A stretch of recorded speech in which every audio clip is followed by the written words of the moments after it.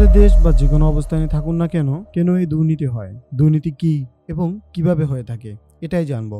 এই তিনটি বিষয় জানলে আপনি হয়তো এই তিনটি শব্দের ভয়ানক কিছু জানতে পারবেন। তবে এই ভিডিও শেষে আপনি বুঝে যাবেন দুর্নীতি আপনার, আমার আশেপাশে এবং আমি নিজেও এর মধ্যে জড়িত। বিশ্বব্যাপী দুর্নীতির ব্যাপারে জানতে আমরা অন্ধকারের অন্তরালে যাব। প্রশ্নটা সিম্পল, বড় বড় পর্যায়ে লোকই যে দুর্নীতি করে এমন নয়। বিষয়টা কিছুটা এমনভাবে বলা যেতে পারে, ভাতের সাথে গরুর মাংস হাতে নিয়ে টিভিতে সিংহ হরিণ শিকারে আফসোস করা ব্যক্তির মতো। আমাদের মূল্যবোধ এতই নিচে নেমেছে, আমরা যে জায়গায় অবৈধভাবে খাওয়া যায় সে জায়গায় আমাদের অবস্থান হয়। এখানে যে কেউ হতে পারে। অন্যকে দুর্নীতি করতে দেখে তার ব্যাপারে খারাপ মন্তব্য করে যে শ্রেণীর লোক, অথচ সেই জায়গায় থাকলে সেই শ্রেণীর লোক এর থেকে কম বেশি দুর্নীতি করতেন। এদের মধ্যে যারা করতেন না তারা হয়তো সবার শত্রু হতো। আপনি দুর্নীতি দেখেন আর সামাজিক প্ল্যাটফর্মের কমেন্ট বক্সে ক্ষোভ ঝাড়েন আর মনে করেন আপনার বীরত্বের পরিচয় এইটাই, আর আফসোসটা কিছুই করার থাকে না। এদের মধ্যে কিছু লোক আছে যারা অল্প আদ্য দুর্নীতি করে নিজেকে বা অন্যকে বলে অল্প আদ্য করেছি ভাই। কেউ কেউ এতে গর্বিত হন। যেখানে দুর্নীতি আছে সেখানে যাওয়ার জন্য লক্ষ লক্ষ টাকা ব্যয় করা হলেও যেতে চান, কারণ যে করে হোক টাকা উপার্জন করতে হবে। মনে রাখবেন, টাকাই সুখের মূল চাবিকাঠি নয়। অনেক বিত্তবানদের টাকা আছে, যা ইচ্ছা সে অর্জন করতে পারে, কিন্তু দিন শেষে তার মনে এবং জীবনে কোথাও শান্তি নেই। এই পর্যন্ত যাই বললাম, এটা সবকিছু দুর্নীতি যেভাবে হয়ে থাকে এবং কারা জড়িত এর কিছু প্রতিফলিত উদাহরণ।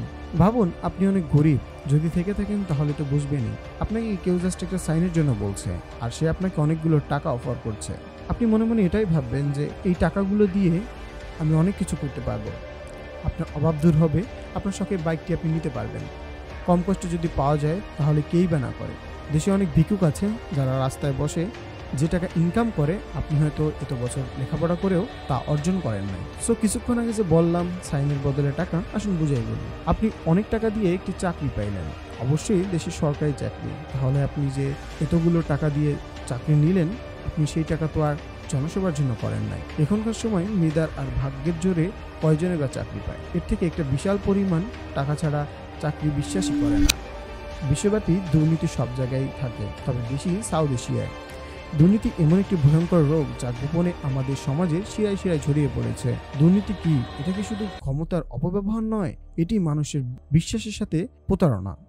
সরকারি কর্মকর্তা, রাজনীতিবিদ, কর্পোরেট প্রতিষ্ঠান কেউ এই অন্ধকার থেকে মুক্ত নয়। আমরা জানবো কিভাবে এই দুর্নীতি আমাদের জীবনে প্রতিদিনকার মতো প্রবেশ করছে। আফ্রিকাতে একটি নির্দিষ্ট সরকারি প্রকল্পে অর্থ কোথায় যাচ্ছে তা কেউ জানেই না। যে অর্থ দিয়ে সাধারণ জনগণের রাস্তা বা শিক্ষা বা মৌলিক ক্ষেত্রে ব্যয় করার কথা ছিল, সেই টাকা দিয়ে কেউ একজন তার ফ্যামিলি নিয়ে এবং তার পরিবারের ভবিষ্যৎ বিশ্বের মতো সুন্দর করছে। অন্য এক জায়গায় দক্ষিণ আমেরিকার কিছু অঞ্চলে রাজনীতিবিদরা মাদক ব্যবসায়ীদের সাথে হাত মিলিয়ে কাজ করছে। এখানে হাত মিলিয়ে কাজের ফলে তারা কিছু টাকা পাচ্ছে যা হাজার হাজার বাড়তি কিশোর কিশোরীর জীবন শেষ করে দিচ্ছে, যার ফলস্বরূপ একটি পঙ্গু জাতি তৈরি হচ্ছে। আমাদের এশিয়াতে, বিশেষ করে আমাদের উপমহাদেশে, ঘুষ এবং আমলাতান্ত্রিক দুর্নীতি প্রতিদিনকার বাস্তবতা। আমাদের দেশের একটা বিশাল জনসংখ্যা দেশের জন্য বা নিজের জন্য কোনোটাই ভাবে না, তাই সে পাড়ি জমায় বিদেশ নয়তো সরকারি চাকরিতে। সরকারি চাকরিতে সে 20,000 টাকা বেতনে তার চা খাওয়ার খরচ লাখ লাখ টাকা। যাই হোক, সে অন্য বিষয়। সবাই বিদেশ যায়, হয়ে যাচ্ছে মেধাশূন্য জাতি। দুর্নীতি বিভিন্ন রূপে আসে, যেমন ঘুষ, ক্ষমতার অপব্যবহার, প্রতারণা, আত্মসাৎ। ঘুষ হচ্ছে টাকা বা উপহার দিয়ে বেআইনি সুবিধা নেওয়া। ক্ষমতার অপব্যবহার হচ্ছে নিজের স্বার্থে ক্ষমতার অপব্যবহার করা। প্রতারণা হচ্ছে প্রতারণা করে সম্পদ বা অর্থ হাতিয়ে নেওয়া। আত্মসাৎ হচ্ছে প্রতিষ্ঠানের অর্থ অপব্যবহার করে নিজের স্বার্থে ব্যবহার। দুর্নীতির প্রভাব সত্যিই ভয়ানক। এটি অর্থনৈতিক উন্নয়নকে বাধাগ্রস্ত করে, সামাজিক ন্যায় বিচার নষ্ট করে এবং জনগণের সরকারের প্রতি আস্থা হ্রাস করে। উদাহরণস্বরূপ, আফ্রিকার এক দেশে স্কুলের উন্নয়নের জন্য বরাদ্দ অর্থ, বাস্তবে সেই স্কুলের উন্নয়নে ব্যয় হয়নি। সে টাকাগুলো কোথায় গেল? কে দেবে এর জবাব?